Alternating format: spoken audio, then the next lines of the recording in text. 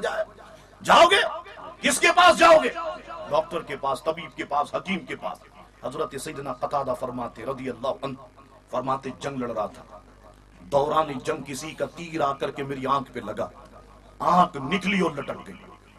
سیدھا حضور کی بارگاہ، یا رسول اللہ صلی اللہ علیہ وسلم دیکھیے جنگ لڑ رہا تھا، آنکھ نکلی لٹک گئی، تیر آ کے لگا.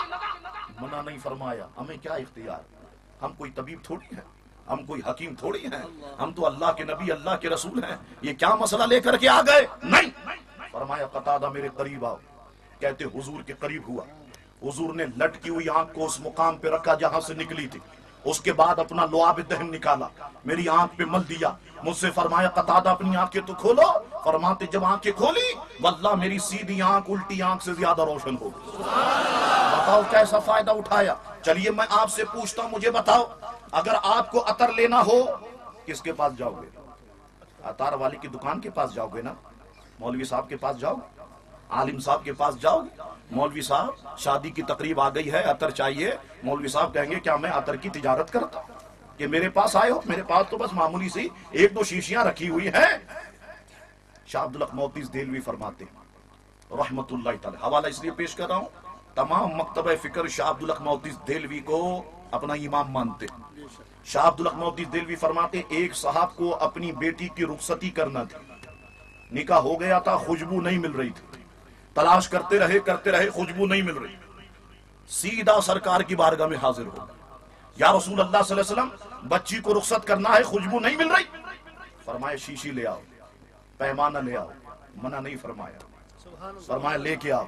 ان کی مہک نے دل کے گنچے کھلا دیے ہیں، جس راہ چل دیے ہیں کوچے بسا دیے ہیں. فرمایا لاؤ خوشبو، لاؤ شیشی لے کر کے آؤ، پیمانہ لاؤ، برتن لاؤ. وہ گئے شیشی لے آئے. فرماتے حضور نے اپنے پسینے کے قطرات شیشی میں ڈال دی، چند قطرات. فرمایا لے جاؤ، اپنی بیٹی سے کہو جب عروسی لباس پہنے شادی والا تو بس پسینے کے چند قطرات نکال کے اپنے لباس پہ لگا دے. شاہ عبدالحق موتیز دہلوی فرماتے لے گئے وہ صاحب. جب بیٹی کی رخصتی کا وقت آیا اس نے عروسی لباس زیب تن کیا. حضور کے پسینے کے قطرات جب اپنی ہتھیلی پہ نکال کے لگانے لگی، فرماتے پورا مدینہ حضور کے پسینے کی خوشبو سے مہکنے لگ گیا. لوگوں نے اس کے گھر کا نام بیت المطیبین یعنی خوشبوؤں والا گھر رکھ دیا. یہاں پر بات ختم نہیں ہوئی. ہمارے علماء فرماتے ہیں اس کے یہاں جتنی بھی اولادیں پیدا ہوئیں ان سب کے جسموں سے پیارے مصطفیٰ کے پسینے کی خوشبو آیا کرتی. اللہ اکبر. ایک جگہ میں نے روایت میں پڑھا، ایک صحابی رسول حضرت عتبہ ابن فرقت رضی اللہ تعالیٰ عنہ کہتے ان کی 4 بیویاں تھیں.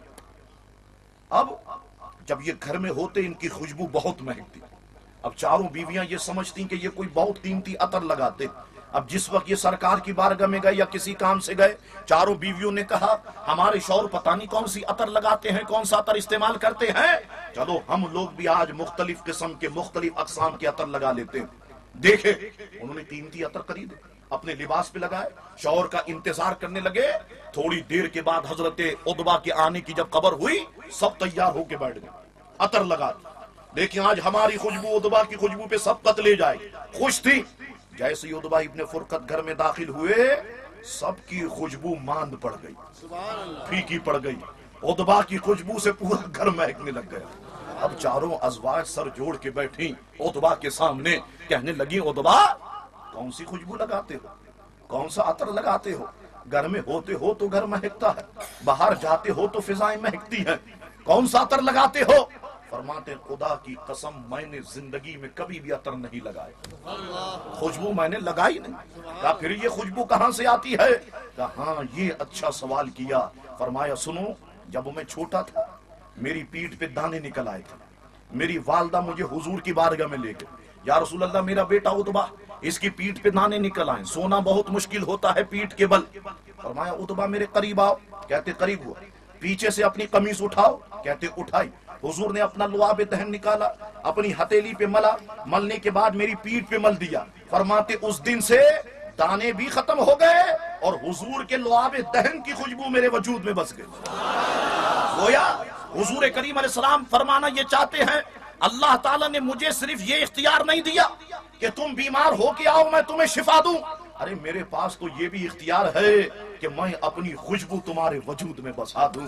اللہ اکبر، یہ شان ہے پیارے مصطفیٰ کریم علیہ السلام کی. تو پیغام دوستو یہ ہے کہ حضور کے میلاد کی محفل کو عام کرو، حضور کا ذکر کثرت کے ساتھ، حضور کی عظمت کے چرچے کثرت کے ساتھ کرو.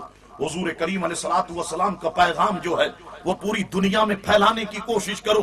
میں آپ تمام حضرات کا دل کی گہرائیوں سے شکریہ ادا کرتا ہوں کہ اتنا وقت ہونے کے باوجود بھی آپ جس شوق و محبت سے بیٹھے. انشاءاللہ تعالی اللہ تعالی اس نیکی کا اجر ہمیں یوں دے کہ ہماری مغفرت اللہ تعالیٰ فرما دے. یہ جتنے بھی محمد آصف قادری حاجی صاحب، ان کے رفقا، میں ان کو بھی مبارکباد پیش کرتا ہوں. اور جو انتظامی عملہ ہے، میں نے دیکھا بڑی محنت اور بڑی محبت و شفقت کے ساتھ وہ اس پوری جلسہ گاہ کو جو ہے وہ سنبھالے ہوئے ہیں. اللہ تبارک و تعالی ان لوگوں کی عمر میں برکت عطا فرمائے، ان کے مال میں برکت عطا فرمائے، ان کو گھر اور باہر سکون کی جو ہے وہ نعمت اللہ تبارک و تعالی عطا فرمائے. اور دعا کرتا ہوں سب آپ آمین کہیں کہ اللہ تعالیٰ میرے پیارے ملک پاکستان کی حفاظت فرمائے، پاکستان کی بنیادوں کی حفاظت فرمائے، پاکستان کے ایٹمی اساتذے کی حفاظت فرمائے. وہ ظالم لوگ جو ہمارے پاکستان کو تباہ کرنا چاہتے ہیں، اللہ ان کے منصوبوں کو نیز و نابود فرما دے. پاکستان میں اللہ تعالیٰ امن قائم فرما دے، محبت قائم فرما دے، پیار کی فضا اللہ تبارک و تعالیٰ قائم فرما دے. وآخر الدعوانا ان الحمدللہ رب العالمین. ماشاءاللہ.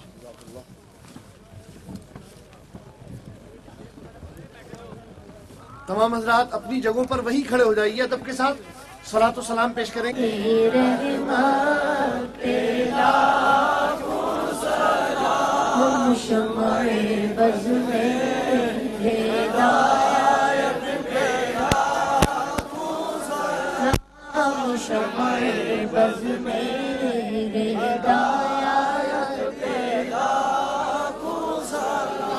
وہ ہمارے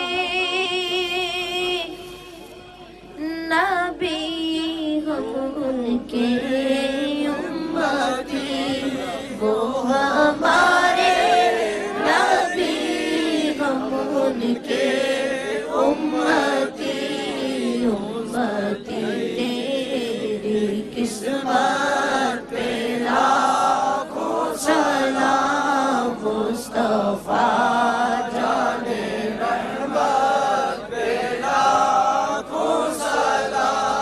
شمع بز میں ہدایت پہ لاکھوں سلام. جس سبحانی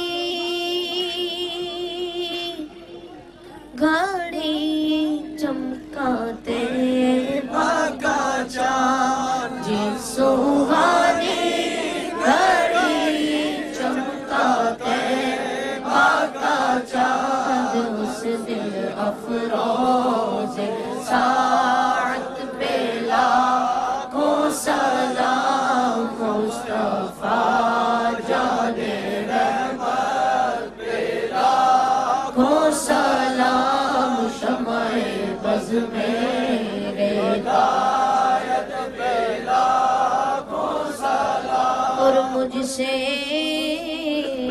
خدمت